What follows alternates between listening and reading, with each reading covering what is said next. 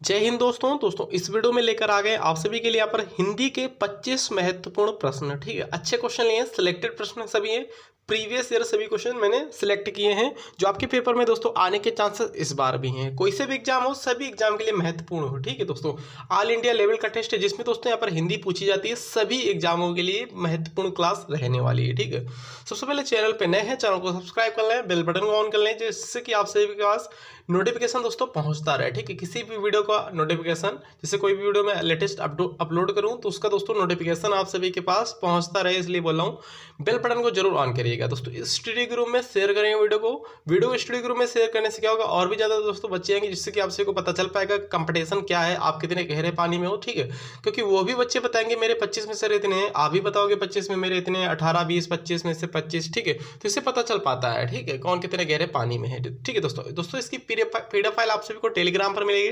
Telegram channel का link इसी video के डिस्क्रिप्शन में दे रखा है, वहां से डाउनलोड कर मतलब कि जा सकते हो और पीडीएफ फाइल डाउनलोड कर सकते हो, या फिर आप सभी लोग दस्तक एकेडमी के नाम से मेरा एप्लीकेशन बना हुआ है प्ले स्टोर से, उसको डाउनलोड कर लीजिएगा, वहां से पीडीएफ फाइल आप सभी को मिल जाएगी। ठीक है, तो चलिए स्टार्ट करते हैं। पहला क्वेश्चन देखिए ध्यान से, पद्मावत किसकी रचना है। दोस्तों पद्मावत किसकी रचना है बताइएगा आप लोग, चार ऑप्शन ले लीजिएगा।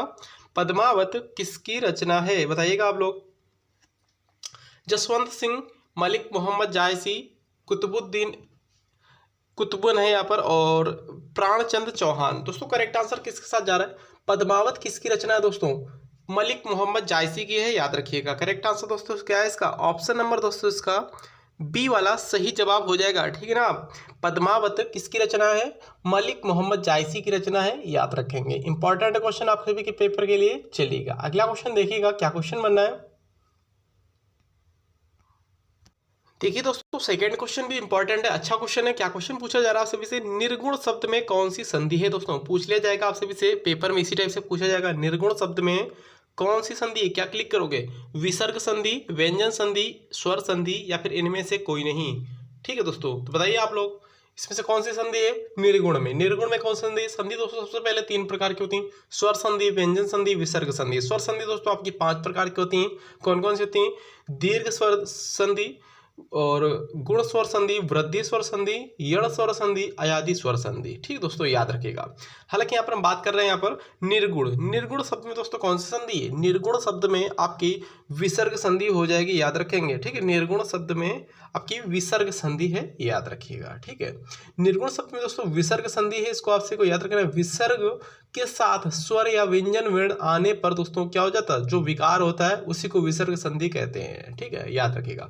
निर्गुण नी ऐसे आता है, देखिएगा इसका संधि विच्छेद करोगे तो कैसे होगा, संधि विच्छेद नी प्लस गुण, याद रखिए इस तरीके से निर्गुण। ठीक है दोस्तों, निर्गुण में दोस्तों आपकी विसर्ग संधि है, याद रखेंगे। करेक्ट आंसर है ऑप्शन नंबर सी वाला। निश्चल भी इस तरीके से कर सकते हो, निश्चल नी प्लस छल। ठीक है, तपोवन भी इसी तरीके से कर सकते हो, तपा प्लस वन। अगला क्वेश्चन देखिए ध्यान से, असीम शब्द का विलोम दोस्तों क्या हो जाएगा, असीम शब्द का विलोम कौन सा है। इसमें से असीम का विलोम पूछा गया है, अनंत, ससीम, अंबर, या फिर अवकाश। बताइए आप लोग, असीम शब्द का विलोम शब्द पूछ लिया गया आप सभी से। असीम का विलोम शब्द दोस्तों ससीम होता है, याद रखेंगे। ठीक है, असीम का विलोम शब्द ससीम होता है। अनंत का दोस्तों क्या होता है, अनंत का विलोम शब्द अंत होता है। अंबर का विलोम शब्द दोस्तों क्या होता है, अवनी होता है। दोस्तों आपसे इसे पेपर में पूछ लिया जाएगा अवकाश, अवकाश का दोस्तों यहाँ पर विलोम शब्द क्या होता है, अनवकाश बोल सकते हो, याद रखिएगा। अगला क्वेश्चन ध्यान से देखिए, क्या क्वेश्चन बनना है। देखिएगा निराधार शब्द का कौन सा विलोम है दोस्तों, निराधार शब्द का कौन सा विलोम है दोस्तों। इसमें से निराधार शब्द में कौन सा विलोम है पूछ लिया जाएगा, क्या क्लिक करोगे बताओ आप लोग।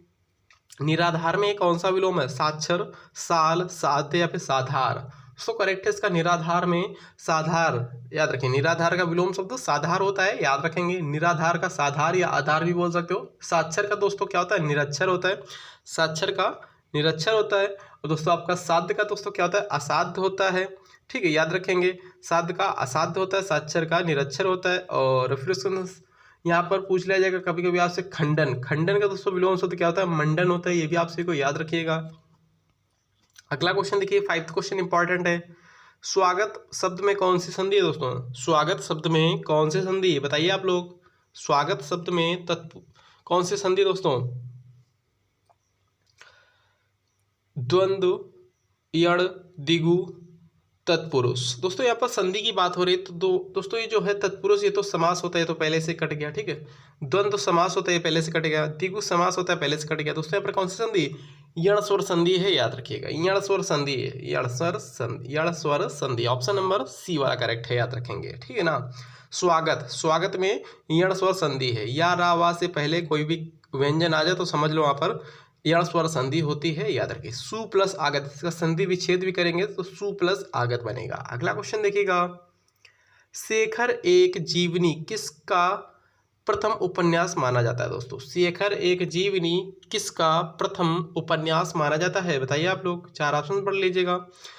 बाल गंगाधर तिलक, अज्ञेय, या फिर रामचंद्र शुक्ल, या फिर डॉक्टर शिव प्रसाद सिंह। बताइए आप लोग, शेखर एक जीवनी किसका प्रथम उपन्यास माना जाता है? करेक्ट आंसर है ऑप्शन नंबर बी वाला, अज्ञेय जी का, याद रखेंगे। करेक्ट आंसर है ऑप्शन नंबर बी वाला। इनका पूरा नाम दोस्तों क्या है? सच्चिदानंद हीरानंद वात्स्यायन अज्ञेय, ठीक है ना, याद रखिएगा। अगला क्वेश्चन देखा जाए, इसमें क्या क्वेश्चन बनना है, इंपॉर्टेंट है, ये भी ध्यान से देखिएगा। देखिए इनमें से हिंदी की आदि जननी कौन सी है? दोस्तों हिंदी की आदि जननी इनमें से कौन सी है? बताइए आप लोग, 4 ऑप्शन पढ़ लीजिएगा। सबसे पहले प्राकृत, संस्कृत, पाली, अपभ्रंश। बताइए आप लोग, हिंदी की आदि जननी कौन है इनमें से? करेक्ट आंसर है ऑप्शन नंबर बी वाला, ठीक है। जननी जब आ जाए दोस्तों तो अपभ्रंश क्लिक करेंगे, ठीक है। हिंदी की जननी डायरेक्ट पूछ ले तो अपभ्रंश क्लिक करेंगे।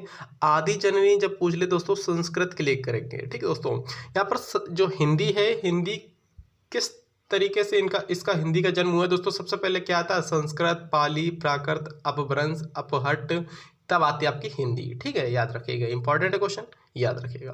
अगला क्वेश्चन देखा जाए, यहाँ पर क्या क्वेश्चन बनना है,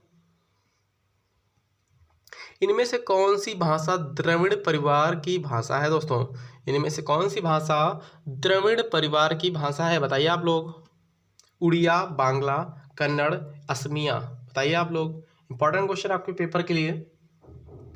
इनमें से कौन सी भाषा द्रविड़ परिवार की भाषा है? दोस्तों करेक्ट है ऑप्शन नंबर डी वाला, ठीक है, कन्नड़। कन्नड़ भाषा दोस्तों आपकी द्रविड़ परिवार की भाषा है, याद रखेंगे। इंपॉर्टेंट है क्वेश्चन आप सभी के पेपर के लिए, ठीक है, चलेगा। अगला क्वेश्चन देखा जाए, फिर यहाँ पर क्या क्वेश्चन बनना है,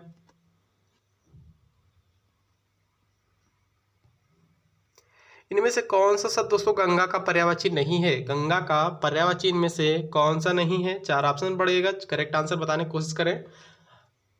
अमर तरंगिनी, विष्णुपदी, त्रिपथंगा, पुष्पधन्वा।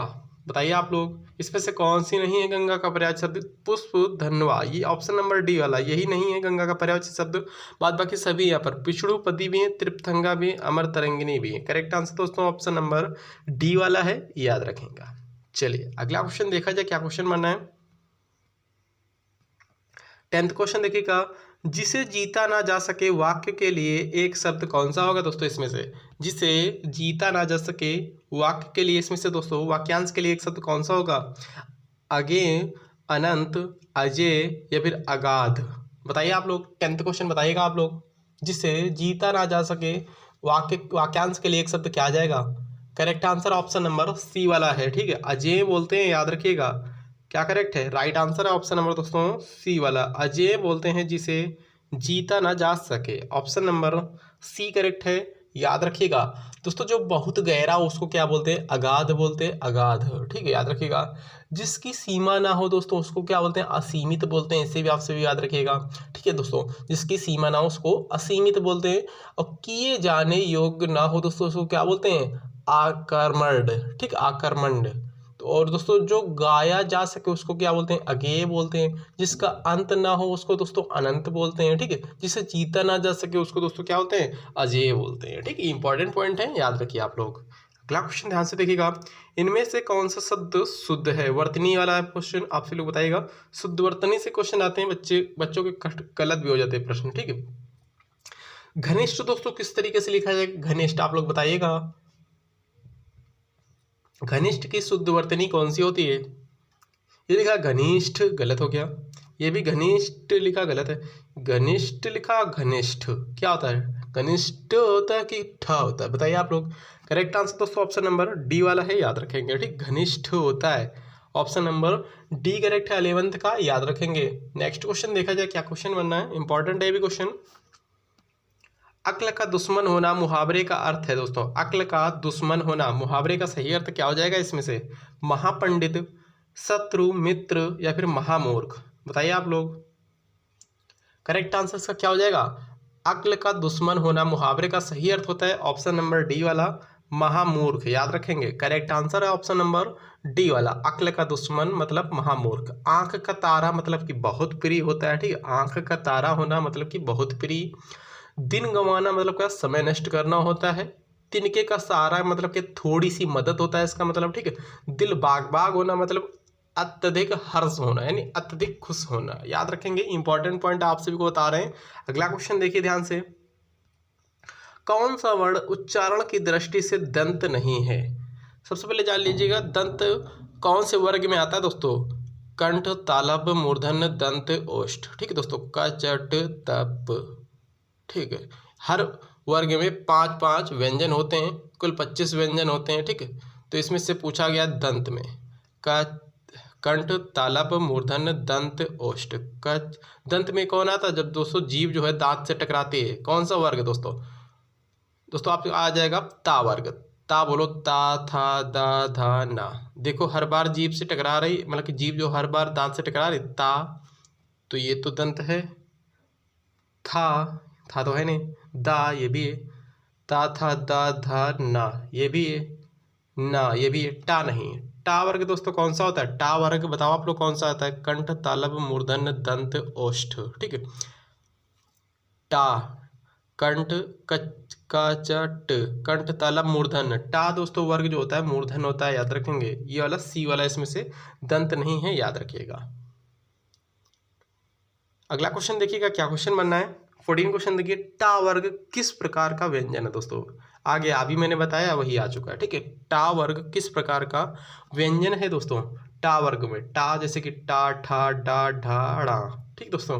तो ये क्या बताया था अभी मैंने? कंठ, तालव्य, मूर्धन्य, दंत, ओष्ठ, क, चट, ठीक दोस्तों। तो ये मूर्धन्य में आ जाएगा, याद रखिए। 14 क्वेश्चन का करेक्ट आंसर क्या है इसका? 14 का राइट है ऑप्शन नंबर सी वाला। इंपॉर्टेंट क्वेश्चन आपके पेपर के लिए, याद रखिएगा। अगला क्वेश्चन देखिए, क्या क्वेश्चन बनना है।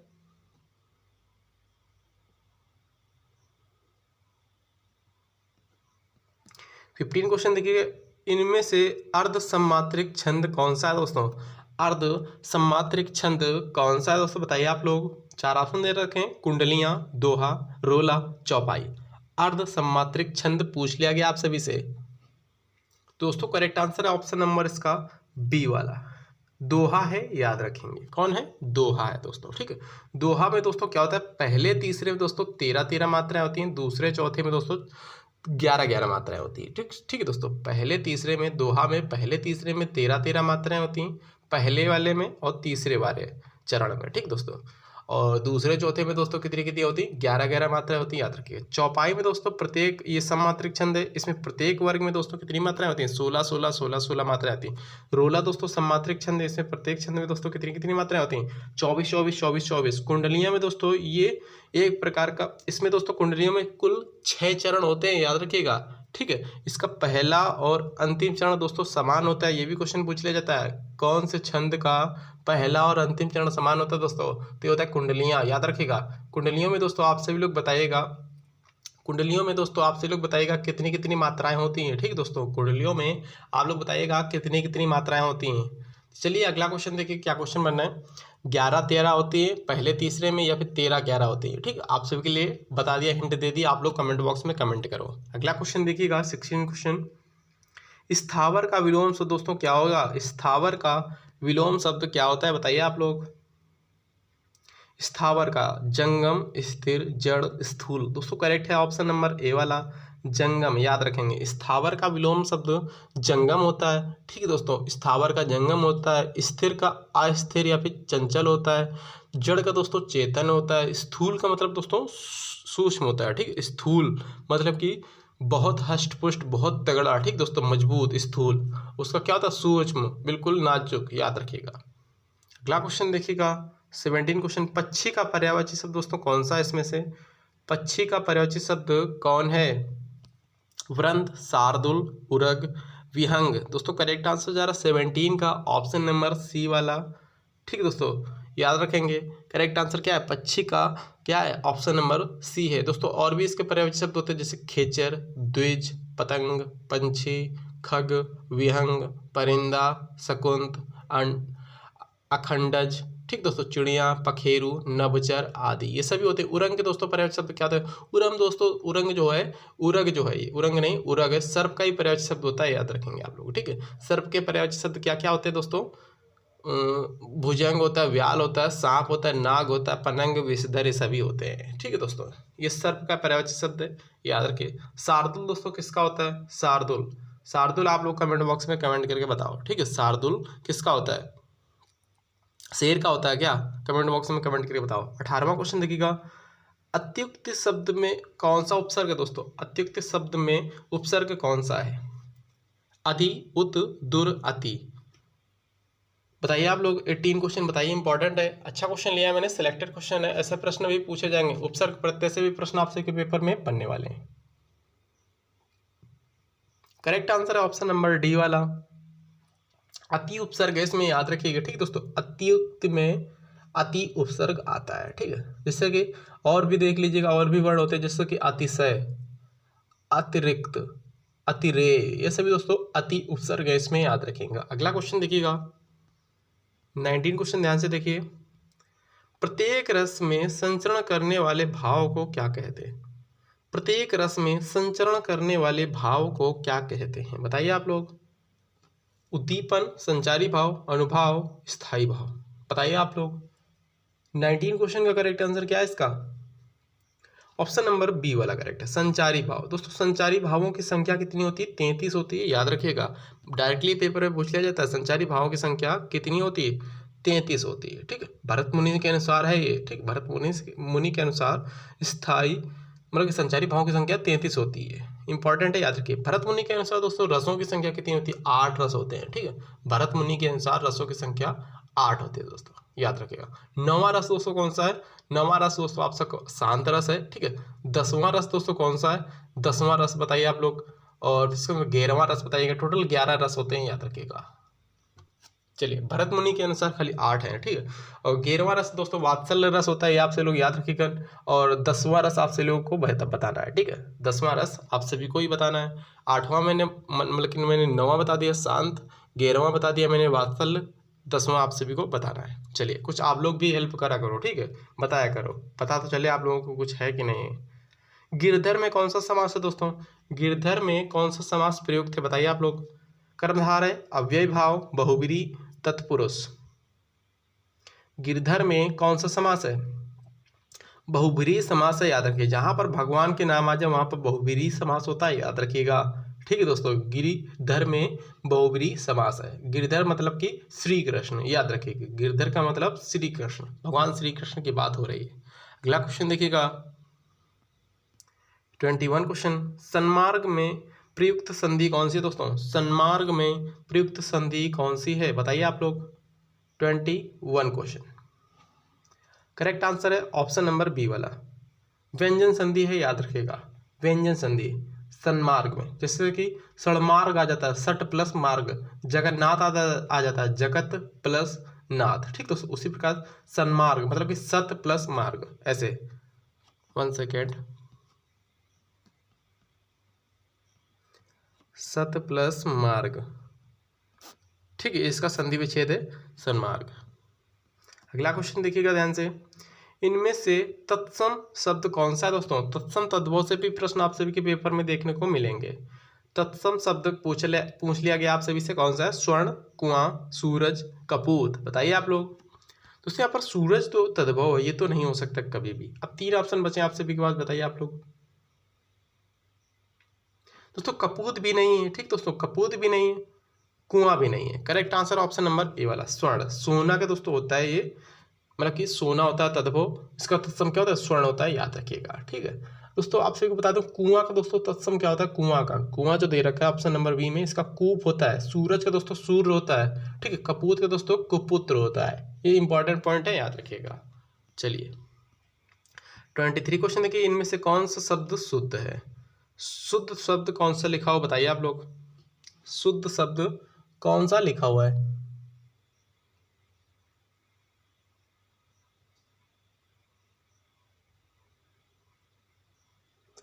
तो दोस्तों उज्ज्वल आपसे लोगों को देख लिया होगा, उज्ज्वल किस तरीके से लिखा जाता है? उज्ज्वल ऐसे लिखा जाता है, डबल ला बनी होती है इसमें, सिंगल ला गलत हो गया ये। यानी दोस्तों इस तरीके से नहीं लिखा जाता है, यानी दोस्तों इस तरीके से लिखा जाता है, ये भी आप सभी का गलत हो गया है, ठीक है। द्वंद्व दोस्तों किस तरीके से लिखा जाता है? द्वंद्व, द्वंद्व किस तरीके से लिखा जाता है?